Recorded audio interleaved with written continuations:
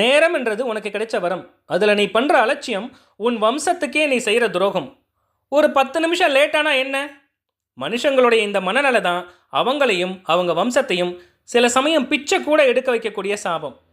ஒரு நிமிஷமாக இருந்தாலும் அதை மதிக்காதவனுக்கு 1 மணி நேர தண்டனையை காலம் உடனே கொடுக்கும். காலத்தை மதிக்காதவனுக்கு மன்னிப்பே கிடையாது. காலத்தை மதிக்கிறவனை யாராலும் அழிக்கவும் முடியாது.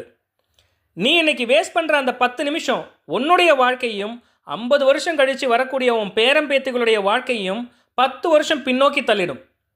அதே 10 நிமிஷத்தை நீ சரியாக பயன்படுத்தினா அது உனக்கும் உன் தலைமுறைக்கும் 10 வருஷம் முன்னேற்றத்தை வரமாக கொடுக்கும். இதுதான் காலத்தோட காம்பவுண்ட் எஃபெக்ட்.